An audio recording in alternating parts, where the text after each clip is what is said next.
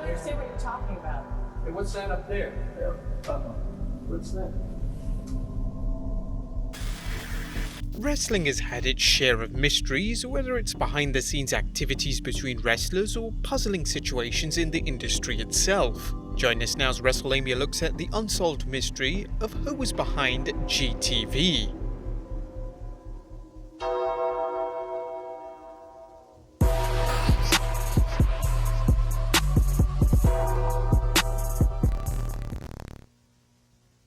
In a more innocent age before ubiquitous cameras and rising concerns over a police state made people shudder, the idea of hidden cameras capturing people in humorous situations led to the popularity of the show Candid Camera, which led to a slew of imitators and shows which took the concept further, such as Punk'd and the Jamie Kennedy Experiment.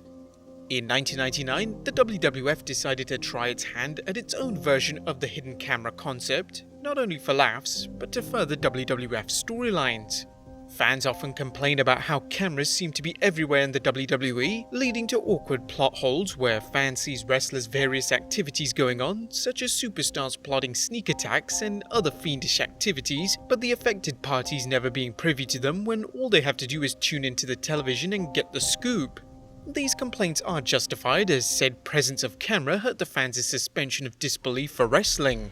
While it's unknown whether the WWE was looking to get around the problem of omnipresent backstage cameras, the promotion ultimately concocted a means of giving the fans the opportunity to be the proverbial fly on the wall for various segments that exposed wrestlers' shortcomings and devious dealings.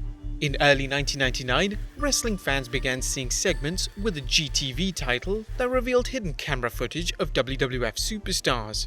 The footage featured the type of sophomoric segments Vince McMahon is famous for loving, like footage of Al Snow picking his nose, Val Venus stuffing his tights with a sock, or Billy Gunn, aka the Ass Man, checking out his behind in the mirror.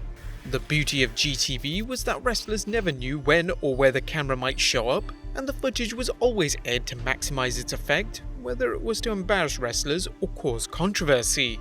This provided a logical way for fans and wrestlers to learn about backstage activities that wrestlers would rarely, if ever, engage in knowing that cameras were rolling. One of the questions behind GTV was who exactly was orchestrating the segments and what the person's motive was in setting wrestlers up. Like many wrestling mysteries, there are several theories behind it, but fans have never been able to get a confirmed story concerning where the storyline was going. But that doesn't mean the mystery of GTV lacks any suspects, however. Well, for now, let's see what happened when the WWF started expanding the GTV concept. Over time, the WWF began utilizing GTV for creating or furthering storylines, ranging from mid-card storylines on up.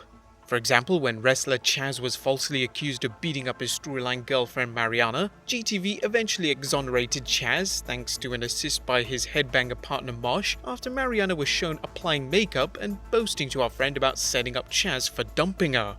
On another occasion, GTV revealed a surprising winter-summer romance between Mark Henry and Mae Young. Indeed, GTV was constantly exposing cheating going on in storyline romances, always a popular story type, such as when Eddie Guerrero betrayed Chyna by frolicking with two of the Godfather's hoes in the shower. Part of GTV's appeal was that fans never knew what was going to be exposed via GTV, and while the concept relied on bathroom humor a bit too much, it was to be expected given the man running the WWE. GTV would be used for months, only to disappear. The segment showed up on a recurring basis from early 1999 to 2000, but were pulled from WWF television without any reveal. As fans know, the WWE's habit of starting storylines and ending them with no resolution continues today. While the fans never found out who was behind GTV, did the WWF have a big reveal plan that never happened? Through the years, the mystery man behind GTV has come down to two people. Let's see what former WWE writers, as well as WWE superstars, have to say, and Wrestlelamia will weigh the evidence. Firstly, Ed Ferrara's take. Former WWF writer Ed Ferrara was asked about GTV in 2005 when he did a Q&A segment from Pro Wrestling Torch. When asked about GTV, Ferrara answered, "Originally, GTV was to have been the harbinger of the return of Goldust, with him working unseen to stir up trouble with the rest of the roster prior to his return. We then had some problems with USA Network over bringing the character back, as they felt he was a bit too controversial for them. so we then opened up our thinking to figure out who else it could have been. As other commentators have noted, it's simply mind-boggling that Goldust would present a problem for the USA Network's censors, considering the racy things going on during the Attitude Era. The idea of Goldust as the man behind GTV became a moot point when Goldust left the WWF for WCW. Once he was removed from the equation, Ferrara looked elsewhere. One possibility we kicked around at the time: Tom Green was very hot on MTV, and we were trying to see if we could bring him in to stir a bit more mainstream publicity, but that never worked out. On the bright side, the angle was abandoned before we were able to get through the list of talents with a G in their name before we got to the gobbledygooker. Tom Green was a popular comedian whose MTV program The Tom Green Show quickly became a hit. His off-the-wall sense of humor might have worked for the GTV segments, but as Ferrara's writing partner Vince Russo noted, in the Attitude Era, the hottest thing at the time on MTV was Tom Green. He was light years ahead of the reality television boom that would follow many years later. I wanted him to be revealed as the man responsible for Raw's GTV. Unfortunately, the idea never came into fruition because Vince McMahon had no idea who Tom Green was. So instead of Green TV, it became Goldust TV. Note that GTV did not become Goldust TV, but it was originally designed to be a platform for the return of the Bizarre One. Obviously, Russo's timeline that Green was the original person proposed for GTV is likely an error on his part. Russo appeared on the WWE'S 5 Myths Busted YouTube video, where he discussed Green's potential involvement. During a 2015 interview with AfterBuzz Television, Chris Jericho talked about GTV and Tom Green's potential involvement. When I did the live with Chris Jericho with Stephanie at the Titan Studios WWE studios, GTV was supposed to be Tom Green. Yes, and I found about it the other day. I didn't know GTV, and remember, doesn't it fit? Because remember, Tom Green used to film stuff, prank stuff and all that shit. And then what happened was they started planting the seeds for GTV, and then Vince actually saw Tom Green's stuff and said, "This guy's not funny, done."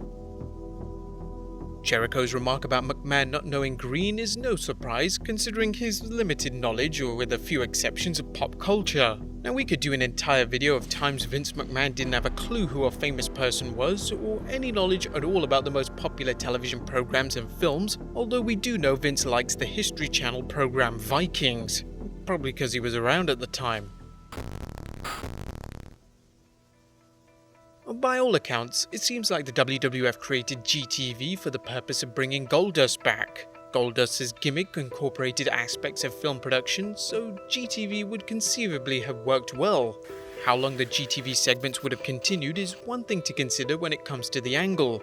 Would the Bizarre One continue these segments to get himself over at the expense of other wrestlers, or would they end once he was revealed as the man behind the camera?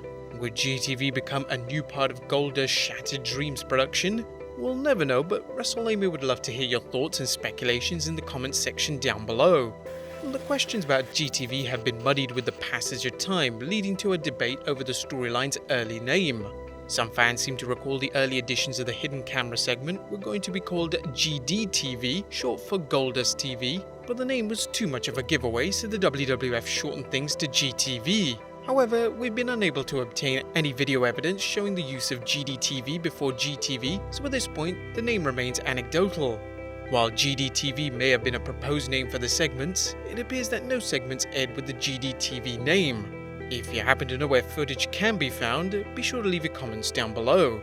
Another unresolved question is what the WWF planned to do with GTV once they realized Goldust would not be a part of the angle. Once Tom Green was out of the picture, things tapered off, another reminder of Vince McMahon's poor attention plan. Like the anonymous Raw General Manager angle, the big reveal could have ended up being a disappointment, so perhaps it's best that the storyline was never resolved. In one sense, GTV might have worked as an unintentionally unsolved mystery, keeping fans guessing and the WWF leaving red herrings to perpetuate the idea what the WWF knew who was behind GTV. It was a good concept that could still work today, as it would provide the same effect as it did in 1999 and 2000, providing clandestine footage that could advance storylines without destroying the fans' suspension of disbelief. GTV might have been even more effective had YouTube or social media platforms such as Facebook, Twitter, or even MySpace existed. Ultimately, however, it proved another one of Vince's forgotten projects, and for fans, one of wrestling's many unresolved storylines. But there you have it, guys, the unsolved wrestling mystery of GTV and who was behind it. Do you guys remember watching these segments? Do you think the WWE should bring it back? Be sure to leave your comments down below, subscribe if you haven't already, follow us on Instagram and Twitter, and I'll see you next time with some more wrestling content.